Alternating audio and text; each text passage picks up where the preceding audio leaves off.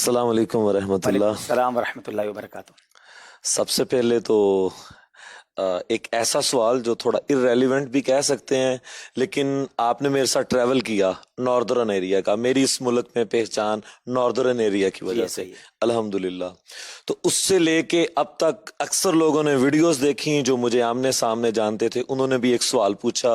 चूंकि मैं पंजाब से रहने वाला हूँ, वो सवाल भी मैं पंजाबी में पूछूं, आप समझ आएंगे? जी समझ। जुनैर ए मौलवी जेड़ा तेरे नाल गया सी, ए मुंह ते की लांदा है? इसको अगर मैं उर्दू में करूं तो वो कहते थे कि भाईजान ये मौलवी साहब कौन सा मेकअप इस्तेमाल करते हैं, ये कौन सी क्रीम लगाते हैं जो ये हर वक्त लालियां और वो नूर, हम तो इस चीज को समझते हैं कि ये लालियां कहाँ से आती हैं। जो नूर मुस्तफ़ा को मानता है ये वहीं से नूर आता है। तो इसको अगर आप हुजूर थोड़ा सा मेरे इररेलेवेंट क्वेश्चन का जवाब कर दें तो जज़ाकल्लाह। आपने तो पहले ही सवाल में पर्सनल अटैक कर दिया। अच्छा, ये तो अच्छा हो गया कि आपने मेरे साथ ट्रैवल किया है, तो आपने देख लिया होगा मेरे पास कौन सी मेकअप किट थी और मैं सुबह उठ के क्या क्या क्रीमें लगाता था। तो ये अच्छा हो गया आप साथ ही थे। तो अल्लाह की रहमत से मैं कोई क्रीम भी यूज नहीं करता। और हमारा इस मदरी चैनल का एक हमने फॉर्मेट बनाया था, तकरीबन 12 इयर्स हो गए हैं। तो जब हमने चैनल शुरू किया तो हम दावत इस्लामी वाले पहले चैनल पे नहीं आते थे, वीडियो पे नहीं आते थे, तो हमें तजर्बा भी नहीं था। जब चैनल बना तो हमें जो लोग आए, डायरेक्टर्स वगैरह, उन्होंने कहा भाई कैमरे के आगे आने से पहले आपको पफिंग करनी पड़ेगी, आपको थोड़ा बहुत मेकअप करना पड़ेगा, वरना कैमरे की लाइट्स जो हैं वो आपकी जल्द के लिए प्रॉब्लम कर सकती हैं, पसीना आएगा। तो हमारे अमीर अहले सुन्नत माशाल्लाह शुरू से सादगी का दर्ज देते हैं, तो हमने एक मेकअप डिसाइड कर लिया। हाँ, एक मेकअप हम करते हैं और उन्होंने डिसाइड कर लिया कि हर प्रोग्राम से पहले ताज़ा वजू करेंगे। तो अल्हम्दुलिल्लाह हम ताज़ा वजू करते हैं और उसके बाद आ जाते हैं। और अल्लाह की रहमत से मदरी चैनल पर जितने भी परफॉर्मर्स आते हैं उनमें से कोई सिंगल पर्सन भी किसी किस्म का कोई मेकअप नहीं करता। तो अब ये अलग बात है कि अल्लाह पाक अपने करम से, अपनी अता से अगर किसी को उसका चेहरा अच्छा बना दे। लेकिन मैं यहाँ एक और बात करूँगा जुनैर भाई, ये सबके लिए दर्स है।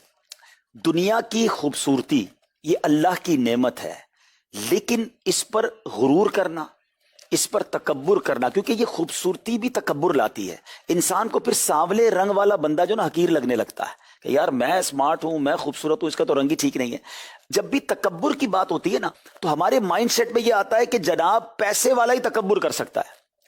ये बहुत बड़ी गलतफहमी है। तकब्बुर जो है पैसे वाला जरूर करता है, लेकिन उसका नंबर बाद में आता है।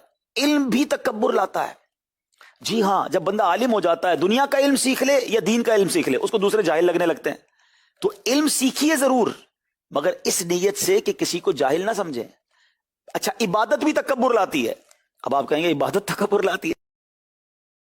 रोजेदार वो कहता है मैं 5 वक्त का नमाजी, तहज्जुद गुजार, ये तो एक भी नमाज नहीं पढ़ता। अब वो अपने आप को बेहतर समझने लगता है।